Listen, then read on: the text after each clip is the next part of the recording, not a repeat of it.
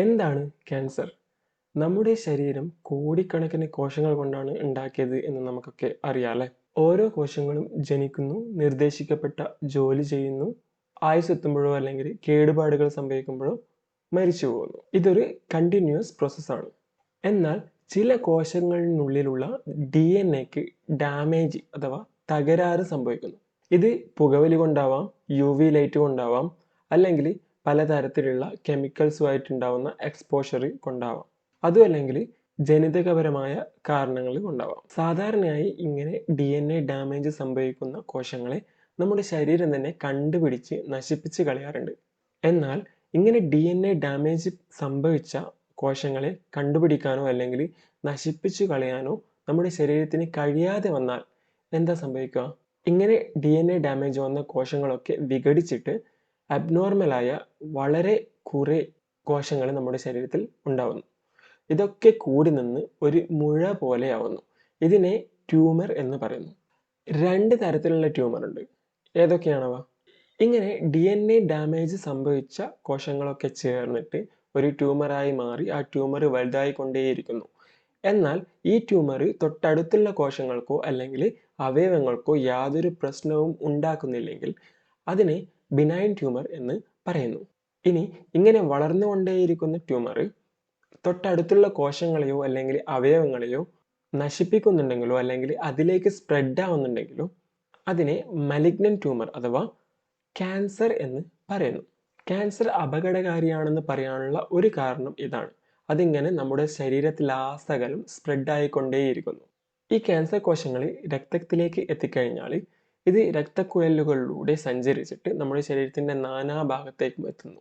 വിവിധ ഭാഗങ്ങളിലുള്ള നമ്മുടെ അവയവങ്ങളിൽ ഇവ എത്തുകയും അവിടുന്ന് വിഘടിച്ചിട്ട് അവിടെ സെക്കൻഡറി ട്യൂമേഴ്സ് ഉണ്ടാക്കുകയും ചെയ്യുന്നു. ക്യാൻസർ നമ്മുടെ ലങ്സിനെ ബാധിച്ചാൽ നമുക്ക് ശ്വാസം എടുക്കാൻ കഴിയാതെ വരുന്നു. ക്യാൻസർ നമ്മുടെ ലിവറിനെ ബാധിച്ചാൽ നമ്മുടെ മെറ്റബോളിസം സ്ലോ ആവുന്നു.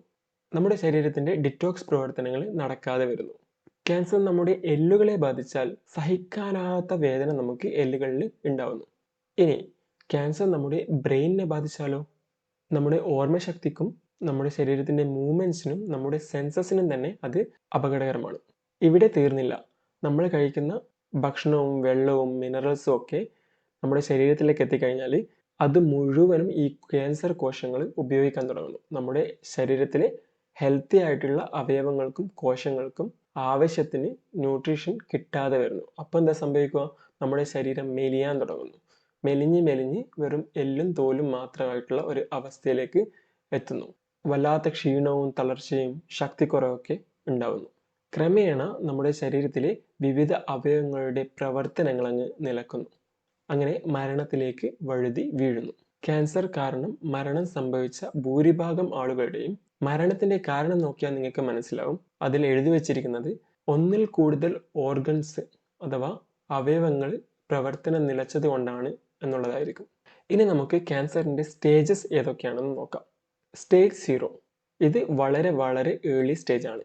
അതായത് നമ്മുടെ ശരീരത്തിൽ DNA ഡാമേജ് സംഭവിച്ച അബ്നോർമൽ ആയിട്ടുള്ള കോശങ്ങൾ ഉണ്ട്. എന്നാൽ അതൊരു ട്യൂമർ ആവുകയോ അല്ലെങ്കിൽ തൊട്ടടുത്തുള്ള കോശങ്ങളെയോ അല്ലെങ്കിൽ അവയവങ്ങളെയോ ബാധിക്കാൻ തുടങ്ങിയിട്ടില്ല. ഇതിനെയാണ് സ്റ്റേജ് 0 എന്ന് പറയുന്നത്. അടുത്തത് സ്റ്റേജ് 1, അതായത് DNA ഡാമേജ് സംഭവിച്ച അബ്നോർമൽ ആയിട്ടുള്ള കോശങ്ങളൊക്കെ കൂടിയിട്ട് ഒരു ചെറിയ ട്യൂമറായി മാറിയിട്ടുണ്ട്. എന്നാൽ ഇത് വലുതാവുകയോ അല്ലെങ്കിൽ തൊട്ടടുത്തുള്ള കോശങ്ങളെയോ അവയവങ്ങളെയോ ബാധിക്കുകയോ ചെയ്തിട്ടില്ല. ഇതാണ് സ്റ്റേജ് 1. ഇനി സ്റ്റേജ് 2. ഈ ട്യൂമർ വളർന്ന് ഒരു വലിയ ട്യൂമറായി മാറിയിട്ടുണ്ട്. ചെറിയ രീതിയിൽ അത് തൊട്ടടുത്തുള്ള അവയവങ്ങളെയും ബാധിക്കാൻ തുടങ്ങിയിട്ടുണ്ട്. ഇതിനെയാണ് സ്റ്റേജ് 2 എന്ന് പറയുന്നത്. ഇനി സ്റ്റേജ് 3. സ്റ്റേജ് 3 എന്ന് പറഞ്ഞാൽ ഈ ട്യൂമർ വളർന്ന് വളരെ വലുതായിട്ടുണ്ട്. അതേപോലെ തൊട്ടടുത്തുള്ള അവയവങ്ങളെയും കോശങ്ങളെയും ഒക്കെ ബാധിച്ചിട്ട് നമ്മുടെ ശരീരത്തിൻ്റെ ആ ഒരു ഭാഗം മുഴുവനായിട്ടും ക്യാൻസർ പിടിപെട്ടിട്ടുണ്ട് എന്നാണ്. ഇതിനെ സ്റ്റേജ് 3 എന്ന് പറയുന്നു. ഇനി അവസാനത്തെ സ്റ്റേജ് 4 ആണ്. അതായത് നമ്മുടെ ശരീരത്തിൽ ഇങ്ങനെ രൂപപ്പെട്ട വലിയ ട്യൂമർ തൊട്ടടുത്തുള്ള കോശങ്ങളിലേക്കും അവയവങ്ങളിലേക്കൊക്കെ സ്പ്രെഡായി അത് നമ്മുടെ രക്തത്തിലേക്കും ലിംഫിലേക്കും എത്തി അതുവഴി രക്തക്കുഴലുകളിലൂടെ നമ്മുടെ ശരീരത്തിൻ്റെ നാനാഭാഗങ്ങളിലെത്തി സെക്കൻഡറി ട്യൂമേഴ്സ് ഉണ്ടാക്കി. ഈ സെക്കൻഡറി ട്യൂമേഴ്സും വളർന്നു വരാൻ തുടങ്ങി. അങ്ങനെ ശരീരം മുഴുവൻ ഈ ക്യാൻസർ എന്ന രോഗം കീഴടക്കിയ അവസ്ഥയാണ് സ്റ്റേജ് 4 എന്ന് പറയുന്നത്. ക്യാൻസർ എന്ന രോഗം എത്ര പെട്ടെന്ന് ഒരു സ്റ്റേജിൽ നിന്നും അടുത്ത സ്റ്റേജിലേക്ക് എത്തും എന്ന് നമുക്ക് ജനറിക് ആയിട്ട് ഒരിക്കലും പറയാൻ പറ്റില്ല. കാരണം ക്യാൻസർ ബാധിച്ചിരിക്കുന്ന ശരീരഭാഗവും ക്യാൻസർ ബാധിച്ചിരിക്കുന്ന ആളുടെ ജനറ്റിക്സും അവരുടെ പ്രതിരോധ ശേഷിയും ഒക്കെ അനുസരിച്ചിട്ടാണ് അത് സംഭവിക്കുന്നത്. പാൻക്രിയാറ്റിക് ക്യാൻസർ ഒക്കെ വളരെ പെട്ടെന്ന്, അതായത് ആഴ്ചകളും മാസങ്ങളും കൊണ്ട് സ്റ്റേജ് 0യിൽ നിന്നും സ്റ്റേജ് 4 വരെ എത്തുന്നു. എന്നാൽ പ്രോസ്റ്റേറ്റ് ക്യാൻസറും തൈറോയ്ഡ് ക്യാൻസറും ഒക്കെ 10, 20, 50 വർഷങ്ങളൊക്കെ എടുത്തിട്ടാണ് സ്റ്റേജ് 0യിൽ നിന്നും സ്റ്റേജ് 4ലേക്ക് എത്തുന്നത്. ഇനി നമുക്ക് ഓരോ സ്റ്റേജിലുമുള്ള ക്യാൻസറിന്റെ ചികിത്സകൾ എന്തൊക്കെയാണെന്ന് നോക്കാം. സ്റ്റേജ് 0 ആണെങ്കിൽ, അതായത് അബ്നോർമൽ കോശങ്ങൾ നമ്മുടെ ശരീരത്തിലുണ്ട്, എന്നാൽ അത് ഇതുവരെ ഒരു ട്യൂമറായി മാറിയിട്ടില്ലെങ്കിൽ സർജറി വഴിയോ അല്ലെങ്കിൽ ലേസറോ ക്രയോതെറാപ്പി വഴിയോ അല്ലെങ്കിൽ ടോപ്പിക്കൽ ഡ്രഗ്സ് വഴിയോ നമുക്ക് രോഗം മാറ്റാൻ സാധിക്കും. ഇനി സ്റ്റേജ് 1 ആണെങ്കിൽ, അതായത് ഈ അബ്നോർമൽ കോശങ്ങളൊക്കെ കൂടിയിട്ട് ഒരു ട്യൂമറായി മാറിയിട്ടുണ്ടെങ്കിൽ എന്താ ചെയ്യാന്ന് വെച്ചാൽ സർജറി വഴി ആദ്യം ഈ ട്യൂമർ അങ്ങ് റിമൂവ് ചെയ്യും. അതിനുശേഷം ബാക്കി വരുന്ന എന്തെങ്കിലും അബ്നോർമൽ കോശങ്ങൾ ഉണ്ടെങ്കിൽ അത് റേഡിയേഷൻ തെറാപ്പി വഴി നശിപ്പിച്ച് കളയാണ് ചെയ്യുന്നത്. സ്റ്റേജ് 2 ആണെങ്കിൽ, അതായത് ട്യൂമർ അത്യാവശ്യം വലിയ ട്യൂമറായിട്ട് മാറിയിട്ടുണ്ടെങ്കിലോ അല്ലെങ്കിൽ തൊട്ടടുത്തുള്ള കോശങ്ങളെയോ അവയവങ്ങളെയോ ചെറിയ രീതിയിൽ ബാധിച്ചിട്ടുണ്ടെങ്കിലോ ആദ്യം സർജറി വഴി ആ ട്യൂമർ നമുക്ക് റിമൂവ് ചെയ്യാം. ബാക്കി വരുന്ന കോശങ്ങളെ റേഡിയേഷൻ തെറാപ്പി വഴി നശിപ്പിച്ച് കളയാം. അതിനുശേഷം ഇത് സ്പ്രെഡ് ആവാതിരിക്കാൻ വേണ്ടിയിട്ട് കീമോതെറാപ്പിയും ചെയ്യും. ചില സ്പെസിഫിക് കേസുകളിൽ ഹോർമോൺ അല്ലെങ്കിൽ ടാർഗറ്റഡ് തെറാപ്പിയും ചെയ്യാം.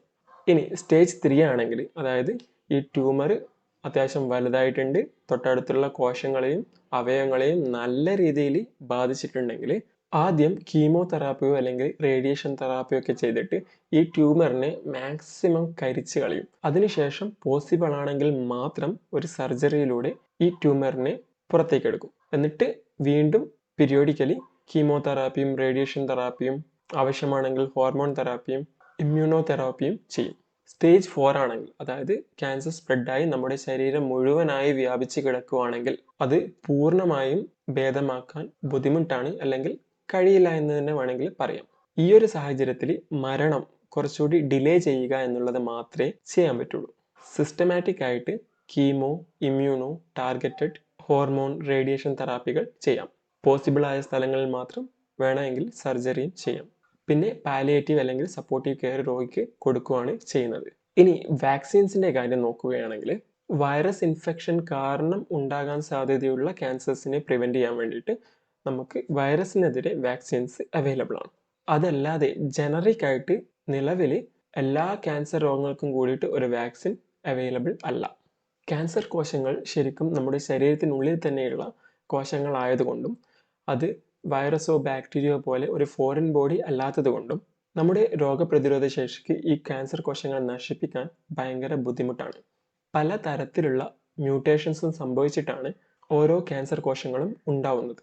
അതുകൊണ്ട് തന്നെ ഒരു യൂണിവേഴ്സൽ ക്യാൻസർ വാക്സിൻ ഉണ്ടാക്കുക എന്ന് പറയുന്നത് ഇന്നത്തെ ടെക്നോളജി വെച്ചിട്ട് പോസിബിൾ അല്ല.